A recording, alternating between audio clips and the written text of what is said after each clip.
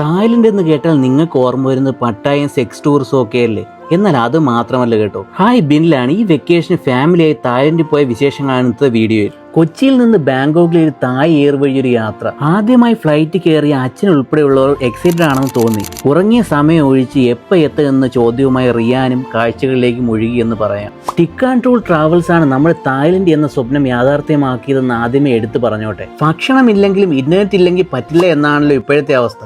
ആ സ്ഥിതിക്ക് ഒന്നും നോക്കിയില്ല, ഒരു അൺലിമിറ്റഡ് സിം കാർഡ് അങ്ങ് സ്വന്തമാക്കി. അങ്ങനെ നമ്മൾ പുറത്തിറങ്ങി ഡ്രൈവറുടെ കൂടെ ആദ്യ ലൊക്കേഷനായ ടൈഗർ ടോപ്പ് ലക്ഷ്യമാക്കി നീങ്ങി. നമ്മുടെ സമയക്കേടെന്ന് പറയാം. ആദ്യമേ തന്നെ നല്ല മസിൽ പിടുത്തമുള്ള ഡ്രൈവറെയാണ് കിട്ടിയത് കേട്ടോ. മുന്നിലിരുന്ന് വീഡിയോ ഒക്കെ എടുക്കാൻ തന്നെ പുള്ളിക്കാരന് വലിയ ബുദ്ധിമുട്ടുള്ളത് പോലെ തോന്നി. അങ്ങനെ 2 മണിക്കൂർ യാത്രയ്ക്ക് ശേഷം നമ്മൾ ടൈഗർ ടോപ്പിൽ എത്തിച്ചേർന്നു. ടൈഗർ ടോപ്പിയെ കുറിച്ച് പറഞ്ഞാൽ തായ്ലൻഡിലെ ചോൺപുരി പ്രോവിൻസിൽ പട്ടായ്ക്ക് അടുത്തായി സ്ഥിതി ചെയ്യുന്ന ട്രെയിൻഡ് ടൈഗേഴ്സും എലിഫന്റും ക്രൊക്കഡൈൽസും ഒക്കെ ഉള്ള ഒരു അത്യുഗ്രൻ സൂ. ഇതിൽ ഏറ്റവും മറക്കാനാകത്ത് ടൈഗറിന്റെ കൂടെയുള്ള ഫോട്ടോ തന്നെയാണ് കേട്ടോ.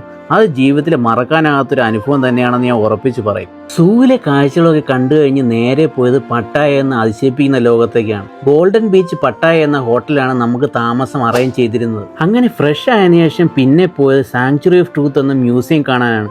സാങ്ച്വറി ഓഫ് ട്രൂത്തിനെ കുറിച്ച് പറഞ്ഞാൽ പൂർണ്ണമായും മരത്തിൽ മാത്രം നിർമ്മിച്ചിട്ടുള്ള ഒരു അത്ഭുതം എന്ന് വേണം പറയാൻ. ഇന്നും പണി പൂർത്തിയായിട്ടില്ല എന്നത് തന്നെയാണ് ഇതിന്റെ അടുത്ത പ്രത്യേകത. സീനിയർ സിറ്റിസന് പോകാൻ പ്രത്യേകം വണ്ടി ഉണ്ടായിരുന്നു കേട്ടോ. എന്നാൽ നടന്നു പോകുന്നതിന്റെ മനോഹാരിത ഒന്ന് വേറെ തന്നെയായിരുന്നു എന്ന് എടുത്തു പറഞ്ഞേക്കാം. ഇതിന്റെ പണി ഇപ്പോഴും നടക്കുന്നുണ്ട് എന്ന് മുന്നേ പറഞ്ഞായിരുന്നല്ലോ. അതുകൊണ്ട് തന്നെ ഹെൽമറ്റ് ഉൾപ്പെടെയുള്ള പ്രൊട്ടക്ഷൻ നൽകിയാണ് അകത്തേക്ക് കടത്തിവിടുന്നത്.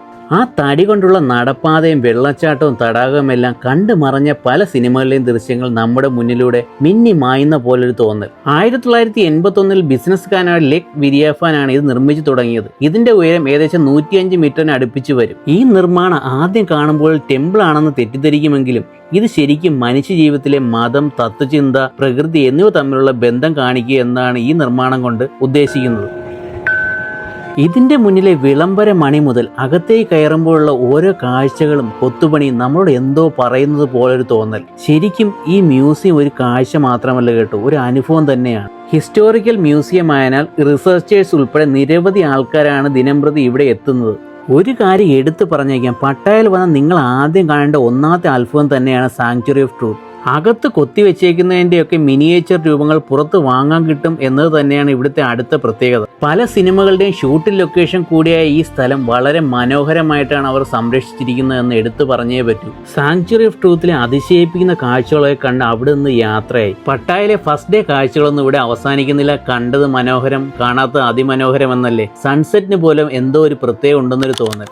അപ്പോൾ അടുത്ത വീഡിയോയിൽ കാണാം. See you by.